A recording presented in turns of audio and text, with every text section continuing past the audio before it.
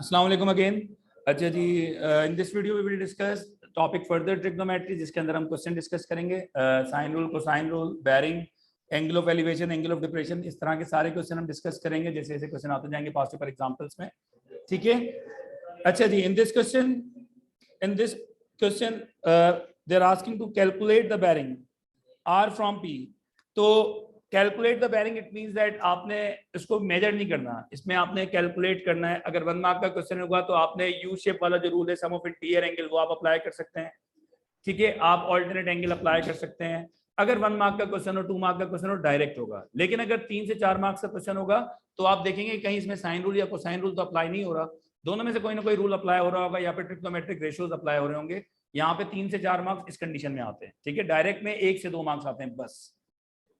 ठीक है, अभी ये क्वेश्चन है 4 मार्क्स का, 4 मार्क का क्वेश्चन है। ओके, तो आप लोग क्या करेंगे, आर फ्रॉम पी, सबसे पहले आप लोगों ने चेक करना है पी पे नॉर्थ बना हुआ है कि नहीं बना हुआ। आर फ्रॉम पी मतलब पी के नॉर्थ से क्लॉकवाइज डायरेक्शन में आर तक।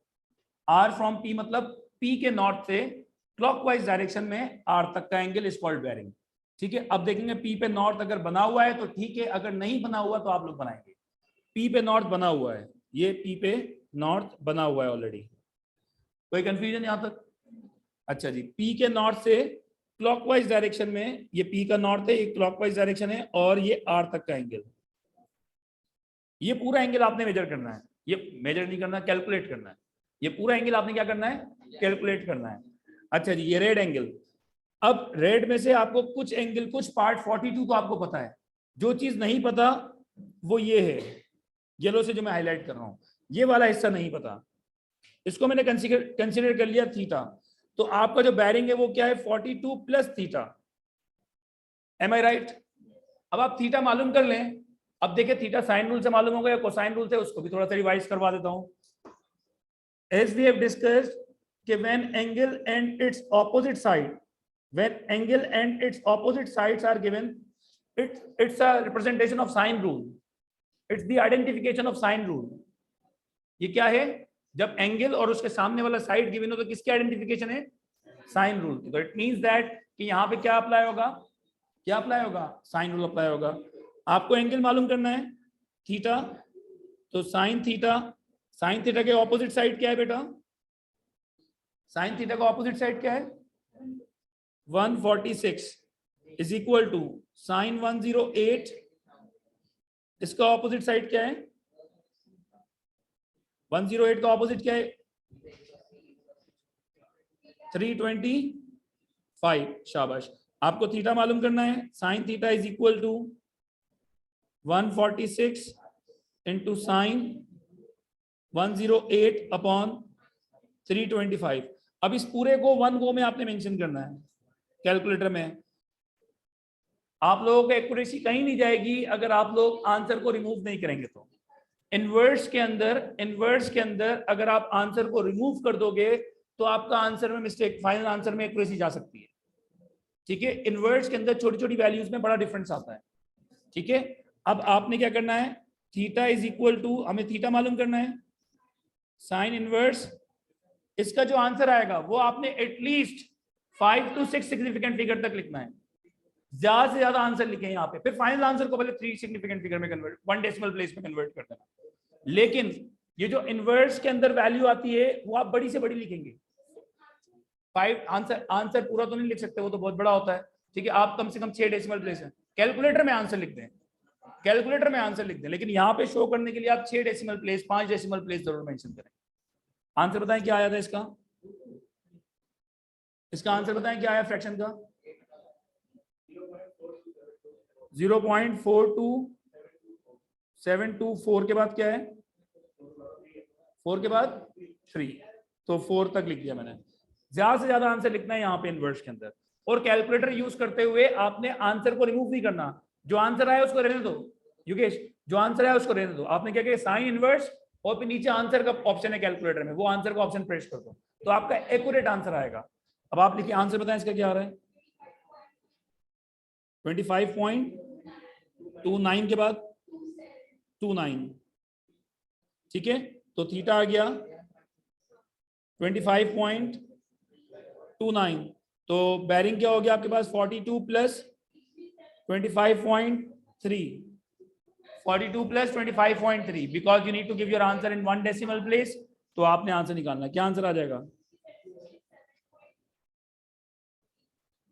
ये 3 सिग्निफिकेंट फिगर में भी हो गया और 1 डेसिमल प्लेस में भी हो गया। ठीक है, एनी कंफ्यूजन मेरे प्यारे बच्चों? अच्छे से समझ आ रहा है? पक्की बात है? Now show that QR is equal to 202 metre correct to the nearest metre.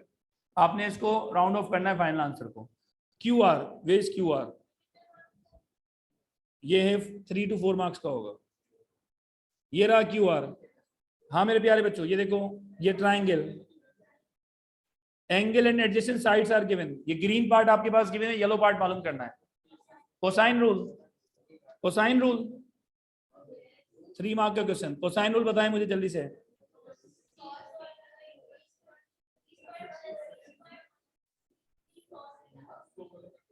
what is B and C over here?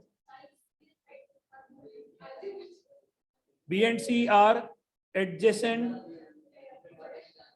sides of theta, angle, आजू बाजू ऑफ एंगल। ठीक है, तो ये बी और सी क्या है? एंगल के आजू बाजू है, एडजेसेंट साइड्स हैं। और ए क्या है?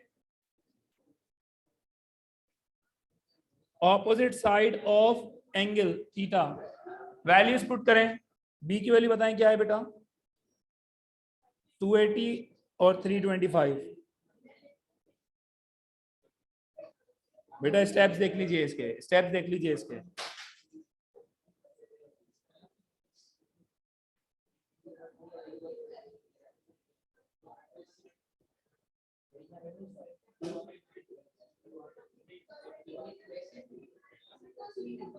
यस जी मेरे प्यारे बच्चों, ये पूरा एक साथ माइनस समेत एक साथ कैलकुलेटर में पुट करें, ये अलग कैलकुलेटर में पुट करें, ये अलग, तीनों के आंसर अलग अलग निकालें। नहीं, स्टेप मार्किंग है। 280 स्क्वायर करें, 280 स्क्वायर करें, पहले 280 स्क्वायर करें। 7, 325 का स्क्वायर करें, 105625। अब माइनस समेत ये पूरी वैल्यू लिखे हैं जैसे मैंने हाईलाइट किया है। अच्छा, ये प्लस में कब होता है? जब ये थीटा 38 जो लिखा हुआ ना यहाँ पे, अगर ये 90 से बड़ा होता तो ये आंसर प्लस में कन्वर्ट हो जाता है, क्योंकि because cos greater than 90 having negative value, cos greater than 90 and lesser than 180 having negative value, तो माइनस माइनस प्लस हो जाता है। लेकिन अगर 90 से छोटा होगा तो माइनस ही रहेगा। ठीक है, माइनस में क्या आंसर आया इस पूरे का? 143417.96, 143417.96। ठीक है, अब इसको माइनस एक ही उसमें कर दो, 1 गो में करो, दोनों को प्लस करके उसमें से माइनस करो।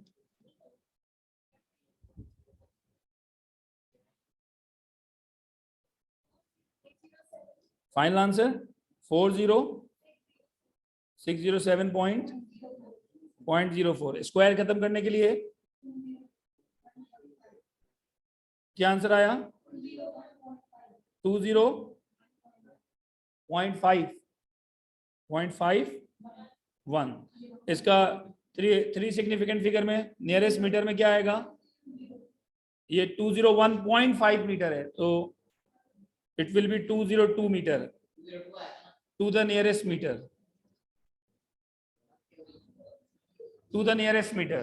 ठीक है, to the nearest meter का मतलब होता है डेसिमल में नहीं जाना आपने। to the nearest meter का क्या मतलब होता है? डेसिमल में आपने नहीं जाना, जो भी लास्ट डिजिट है उसको राउंड कर लो बस।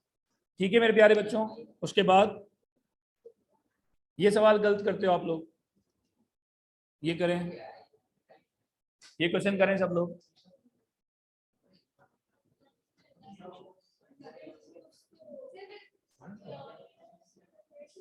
मार्क्स देखें पहले तो, 3 marks. 5.5 kilometre per hour, speed क्या है? 5.5 किलोमीटर पर आवर। ठीक है, calculate time from Q to R, कितना टाइम लगा Q से R तक जाने के लिए, give your answer in minutes and second. ठीक है, हर बात का मार्क है।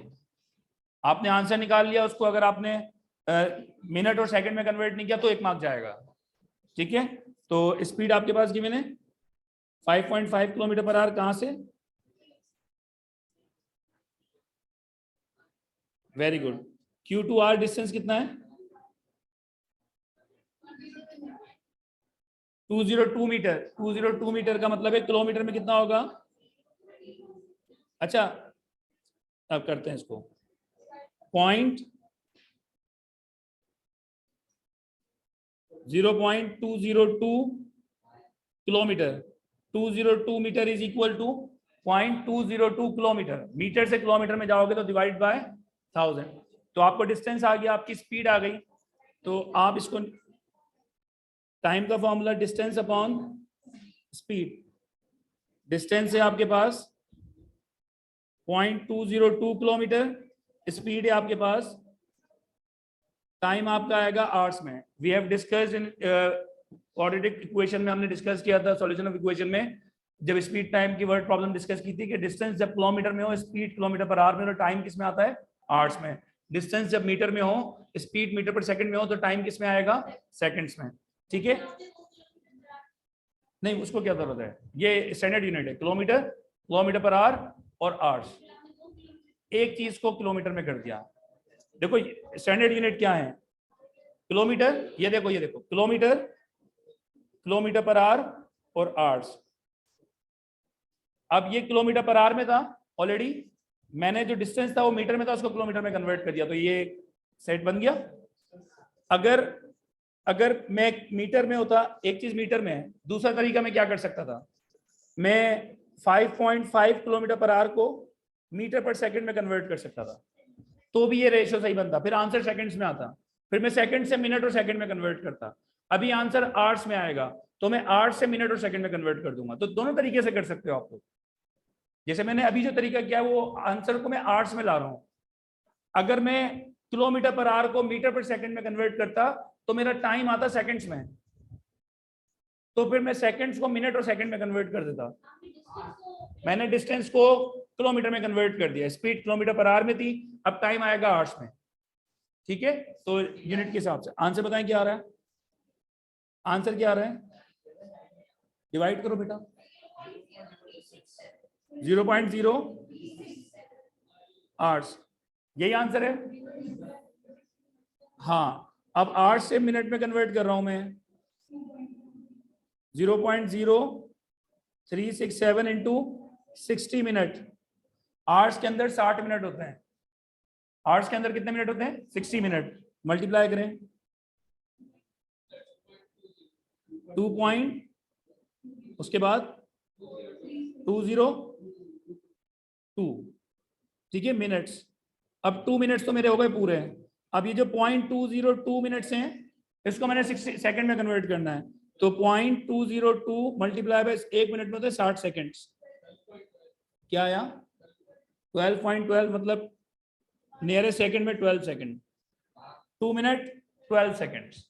तो ये आ गया आपके पास मिनट्स एंड सेकंड के अंदर आंसर। कोई मसला मेरे प्यारे बच्चों? कोई मसला मेरे प्यारे बच्चों?